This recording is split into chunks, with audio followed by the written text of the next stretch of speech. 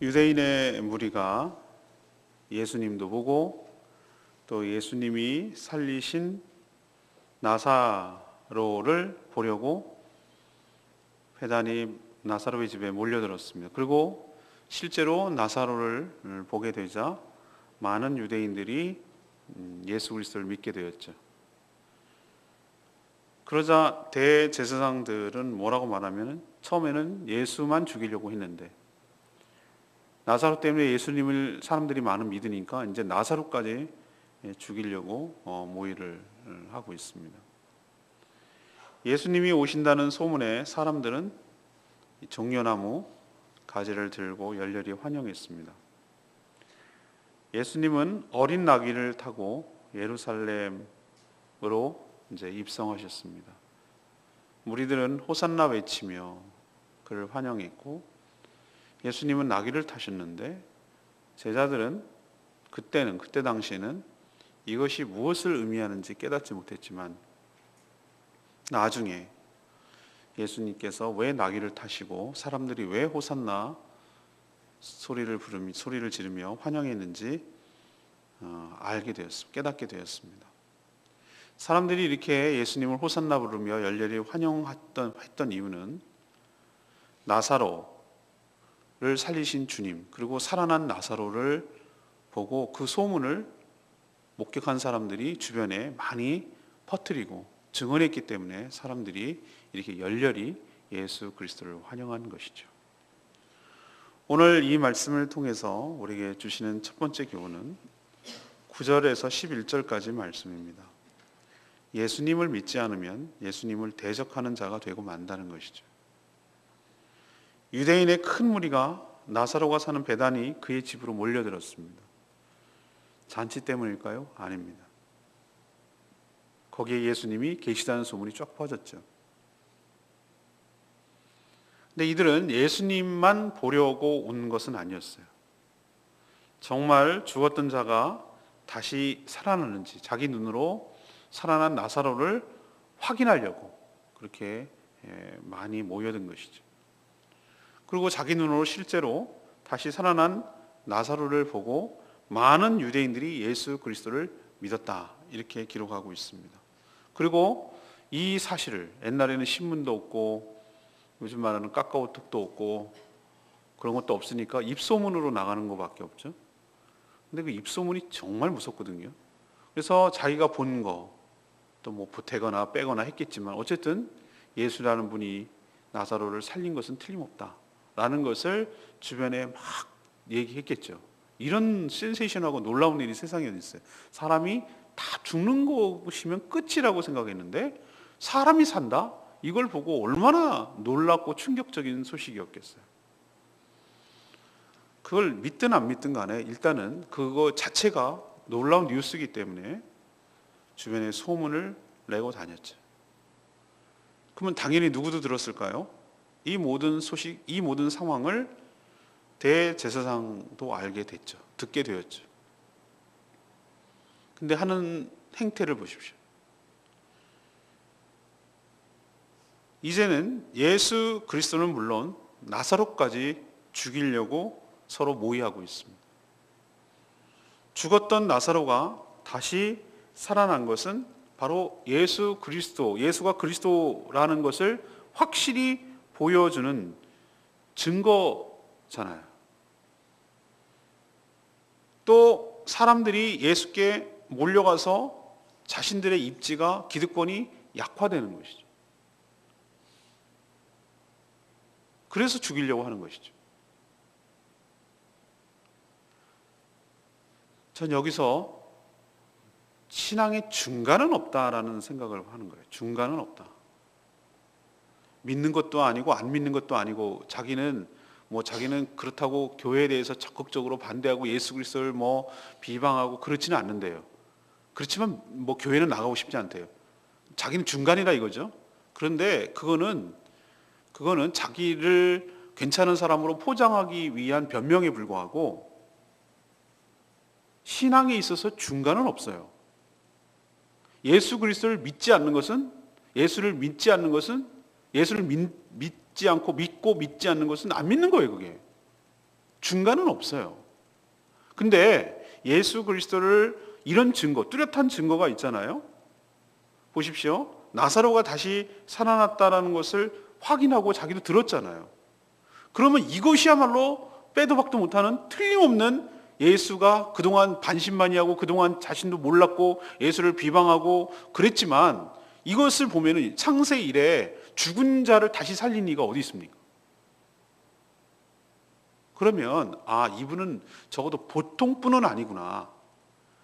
적어도 예수 그리스도까지는 모르더라도 이분은 보통 분은 아니구나라고 생각을 하고 그분을 더 알아보려고 한다든지 더 모셔서 들어보려고 한다든지 아니면은 그 말을 좀 뭐 이런 태도를 취해야 되고 더 나아가서는 그분이 정말 우리가 그렇게 기다리던 메시아구나라고 생각하고 믿고 영접해야 돼도 불구하고 그들이 하는 짓은 뭡니까? 예수도 죽이고 예수가 그리스도라는 결정적인 증거, 살아있는 전도지잖아요. 나사로가 살아있는 전도지 아닙니까? 죽었던 사람이 멀쩡하게 살아 돌아다니는 그 자체가 얼마나 강력한 전도지냔 말이에요. 예수 그리스도를 믿게 하려는, 믿을 수밖에 없게 하는.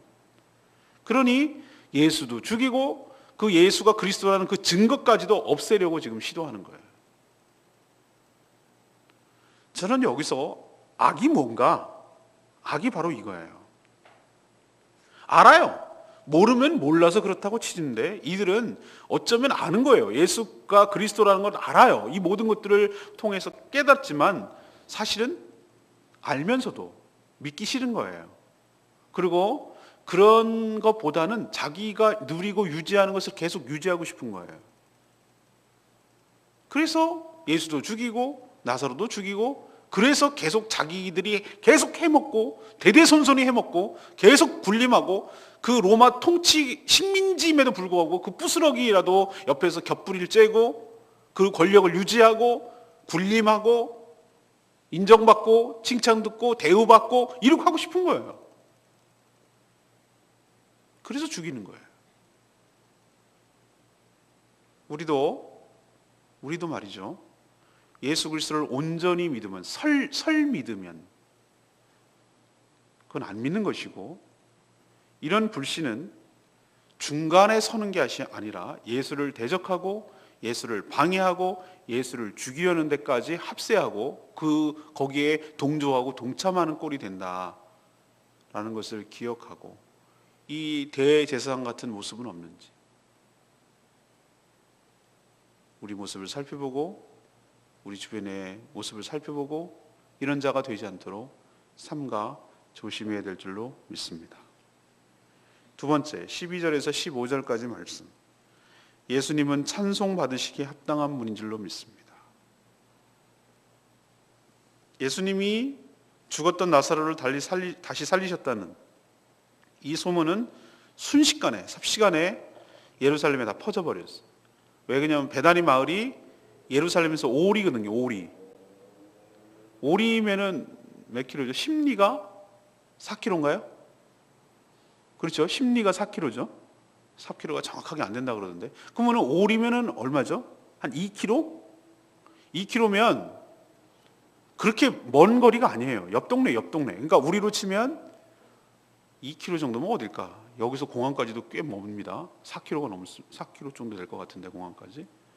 그러니까 공항까지라고 칩시다. 많이 쳐줘서. 그럼 그 정도 거리면은 솔직히 걸어 다닐 수 있는 거리고 사람들이 왕래가 빈번하니까 얼마나 예루살렘에 사람들이 많이 모이고 퍼졌겠어요. 그래서 6월절 명절이라서 사람들이 더 많았거든요. 학자들은 차이가 있습니다만 어떤 학자는 250만이다. 근데 말도 안 돼. 250만이 그 좁은 동네에 서 있을 수도 없어요. 그렇지만 학자들이 보통 평균 15만 정도가 모였을 거다 이렇게 추정을 해요. 15만. 근데 그 예루살렘 그 옛날 15만이 모이는 건요, 이거는 어마어마하게 북적북적하는 거예요. 15만만 모여도. 그래서 그렇게 모여든 유대인들이 그 소문을 딱 들으니까 드디어 오셨구나, 드디어 메시아가 오셨구나 라는 생각을 하게 되죠. 그래서 예수님이 드디어 예루살렘 성 안으로 들어온다는 소리를 듣고 그 종려나무가 꼭 야자수처럼 생겼습니다. 야자수 이렇게 그 잎사귀가 길게 난 거 있잖아요. 위에 이렇게 달리는 거, 대추야자 달리는 거. 그거 꺾어서 이렇게 흔들고 옷을 펴고 예수님의 입성을 열렬히 환영했어요. 이거는 어떨 때 쓰냐면은 왕이 전쟁에 나갔다가 이제 들어올 때 왕으로 모시는다는 의미예요. 그들이 이제 환영 인사와 구호는 우리가 잘 아는 호산나에서 호산나. 호산나가 무슨 뜻입니까? 이제 구원하소서라는 뜻이에요. 이제 구원하소서. 그들의 그 어떤 기대감이 느껴질 수 있죠? 주여, 이제는 이 로마의 압정으로부터, 로마의 식민지로부터 저희를 구원하여 주시옵소서. 우리나라가 다윗의 왕국처럼, 로마처럼 세계 강력한 하나님의 나라가 되게 하여 주시옵소서. 이걸 꿈꾸는 거예요. 이제 구원하여 주시옵소서. 이들이 생각하는 구원은 죄에서 구원이 아니라 권세와 힘과 정치로부터의 해방이에요. 우리로 치면 일제로부터 해방되는 거. 이게 구원이라고 생각한 거예요. 물론 그것도 구원은 구원이죠. 그러나 예수님이 생각하는 궁극적인 구원은 죄와 사망과 사탄으로부터 구원하는 것인데, 이들은 그런 걸 그렇게 생각하지 못해 얕은 수를 생각하는 거예요. 그냥 이 로마에서 해방되는 걸 원하는 거예요. 그들은 나가서 예수님을 맞으며 예수님을 뭐라고 그랬습니까? 주의 이름으로 오시는 이 곧 이스라엘의 왕이시여 라고 이렇게 메시아임을 인정하는 거예요. 그런 기대감이 있는 거예요. 이 말씀 속에. 하지만 이들의 기대와는 달리 예수님의 생각은 달랐어요. 이들은 전에 예수님 오시기 전 165년 전 마카비 가문에서 마카비 형제들이 제가 말씀드렸죠. 그때 헬라가 통치하고 있었다고. 셀루쿠스 왕조가 통치하고 있었는데 그거를 성전을 막 훼손하고 제우스 신을 성전에서 세우고 이러니까 얼마나 자기들 부글부글 했겠어요. 혁명을 일으켰어요. 그래서 일시적으로 셀루쿠스 왕조를 세워요. 셀루쿠스 왕조를 물리치고 마카비 혁명을 성공해요. 그래서 성전을 깨끗하게 한 날, 그게 바로 그들이 지금도 지키고 있는 수전절이에요. 예수님이 겨울에 수전절에 뭐 했습니까? 성전을 거느셨다고 그랬잖아요. 기억나십니까? 예. 그때 무리들이 애워쌌다고 그랬잖아요. 그 수전절의 기원이 바로 마카비 혁명과 연결되어 있어요. 이들은 생각하는 게 뭐냐면 예수님이 마카비 형제 같은 역할을 해주기를 원하는 거예요.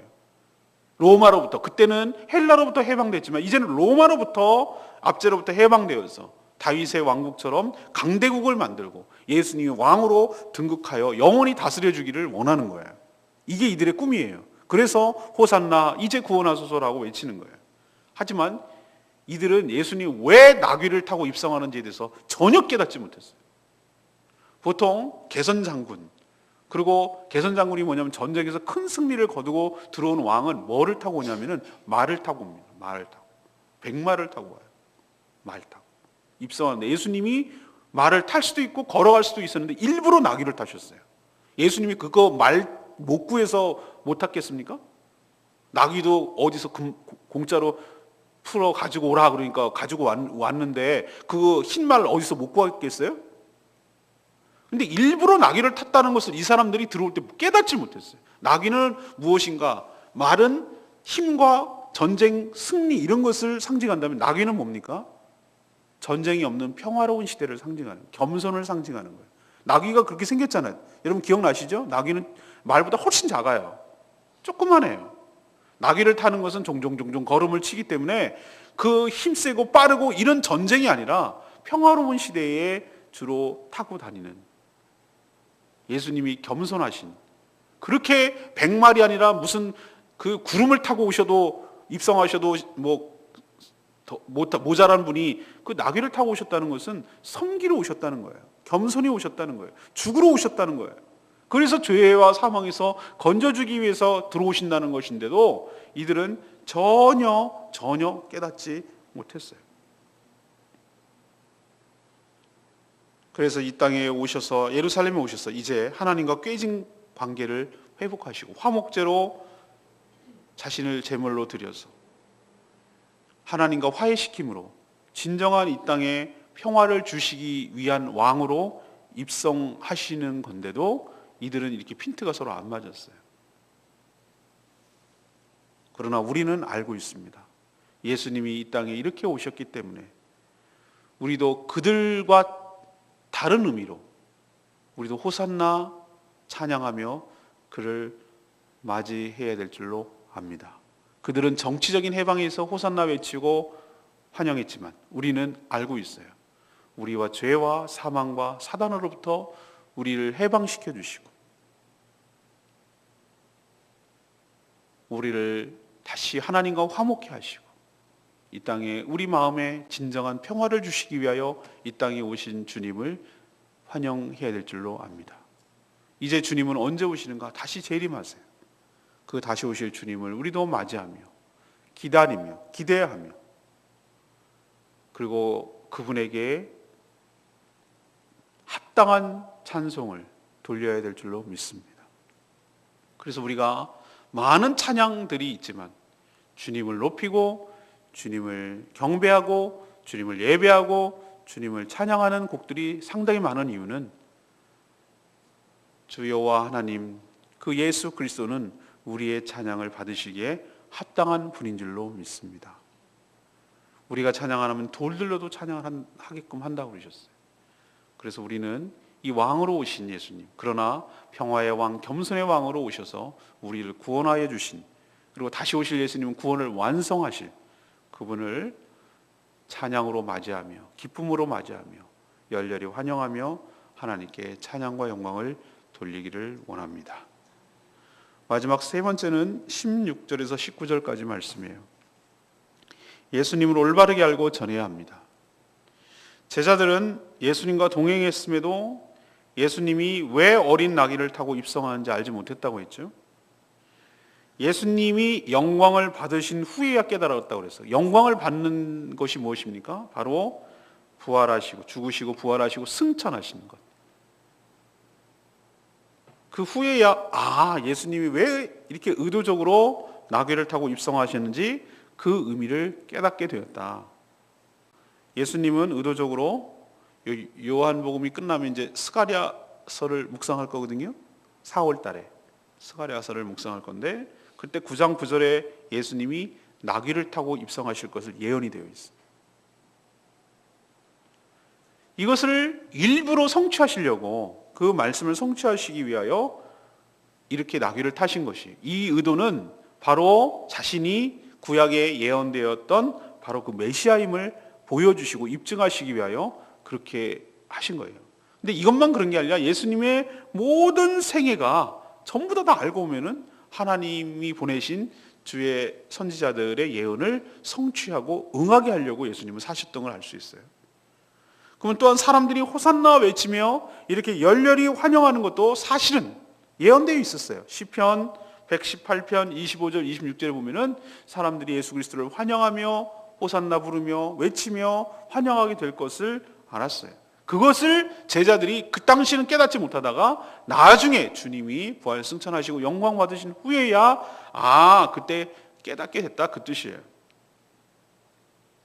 자, 예수님이 예루살렘에 입성하는 것을 두고 세 가지 부류의 사람이 오늘 보이죠. 우선 당장은 깨닫지 못하지만 나중에 말씀을 통해 이 모든 사실을 깨닫게 된, 알아차린, 이해한 제자들이 있고요. 죽은 나사로를 살리셨다는 소문을 듣고 자기를 로마로부터 구해낼 정치적인 왕으로 기대하고 환영하는 무리들도 있어요. 근데 세 번째 무리가 문제예요. 이 두 번째 무리도 문제지만 세 번째 부류는 뭐죠? 이런 환영 소리를 듣고 뭐라고 빈정거리냐면 19절에 바리새인들이 서로 뭐라고 그러냐면은 쓸데없다, 다 소용없는 짓을 하고 있다, 역정을 내는 것이죠. 자꾸 이렇게 예수님을 지켜 세우고 사람들이 인정하고 따르고 환영하고 그러니까 자기 못마땅한 거예요. 마땅치 않은 거예요. 그래서 쓸데없다고 말하지만 뭐라고 고백을 하냐면 이래요. 예수님 보라, 온 세상이 그를 따르는도다. 걱정하는 거야. 이게 자기들 싫은 거예요. 이게 예수님 쪽으로 사람들이 쏠리는 것이 시기가 나고 질투가 나는 바리새인들이 세 번째 부류의 사람들이에요. 우리는 어디에 속합니까? 우리가 주님을 누구신지를 말씀을 통해, 성령을 통해 바로 알아야 바로 믿을 수 있게 될 줄로 믿습니다.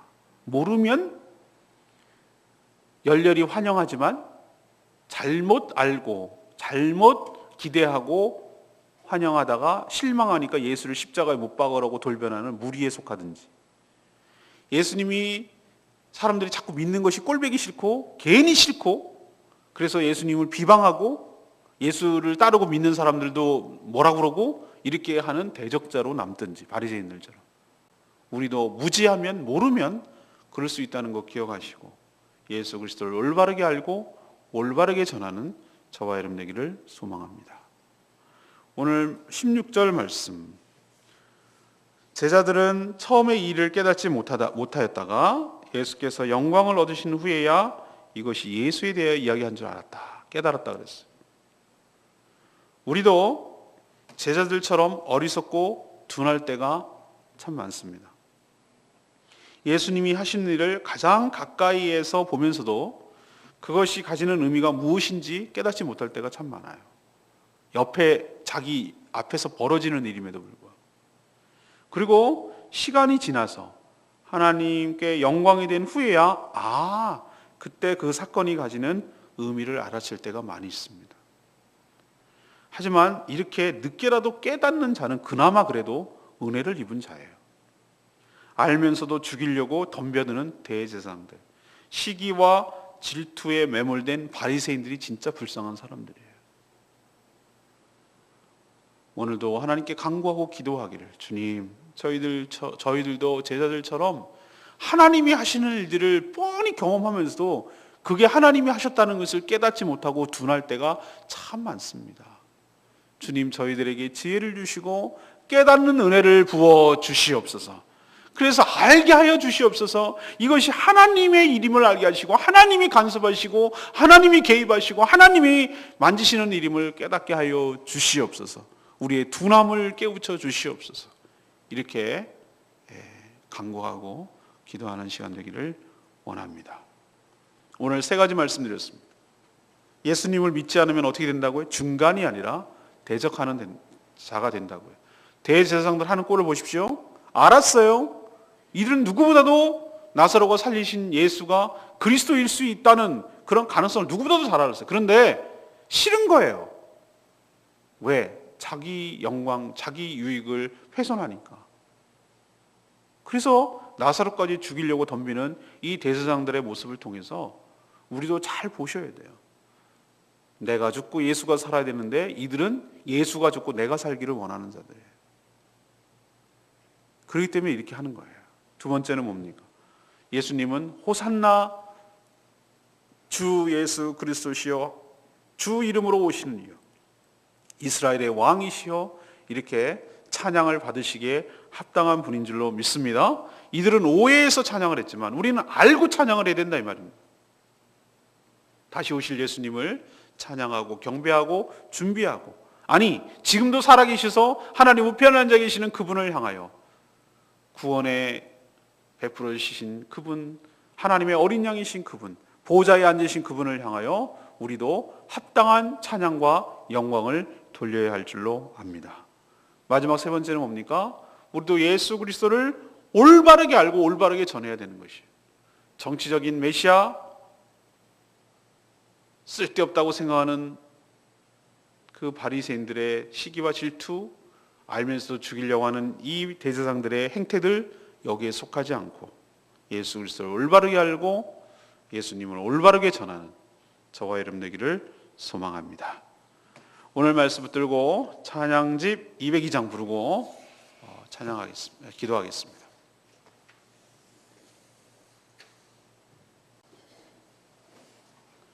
찬양집 202장, 왕이신 하나님 높임을 받으소서.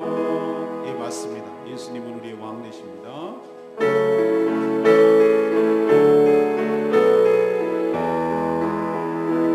왕이신 하나님, 왕이신 하나님 높임을 받으소서. 찬양하리라, 영원히 높임을 받으신 그 이름 찬양하리라.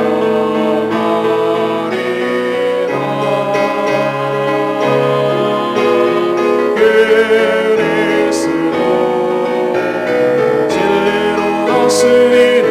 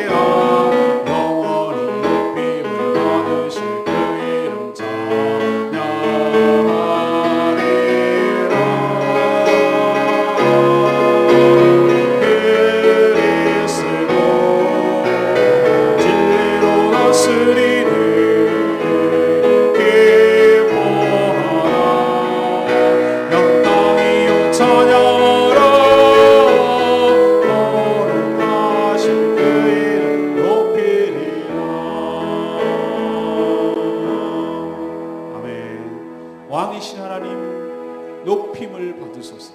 찬양하리. 영원히 높임을 받으실 그 이름을 찬양하리. 그리스도 진리로 다스리네. 기뻐하라 온 땅이여 찬양하라. 거룩하신 그 이름을 높일지어다. 우리도 합당한 찬양을 하나님께 예수 그리스도께 돌려야 할 줄로 믿습니다. 주님, 우리도 예수를 제대로 알지 못해서 예수를 죽이려고 비방하고 시기하고 질투하는 자가 아니라 주님을 높이며 주님을 경배하며 주님을 전하고 알리는 저희들 되게 해달라고 다 같이 통성으로 주여 외치며 기도하겠습니다. 주여 제 그리스도 진리로 다스리네.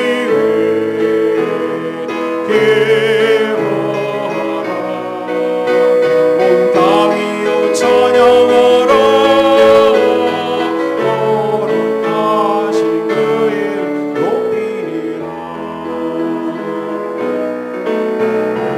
왕이신 하나님 높임을 받으소서. 찬양하리라. 영원히 높임을 받으실 그 이름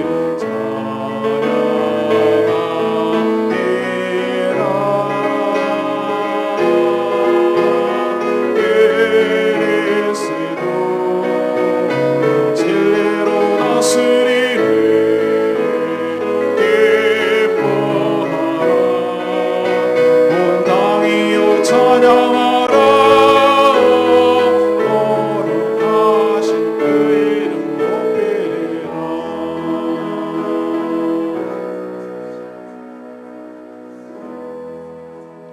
하나님, 저희도 하나님이 하셨다는 확실한 증거를 보면서도 믿기를 거부하고 대적할 수 있음을 알고 두렵고 떨림으로 하나님이 하신 일을 믿고 그를 영접하고 환영하게 하여 주시옵소서.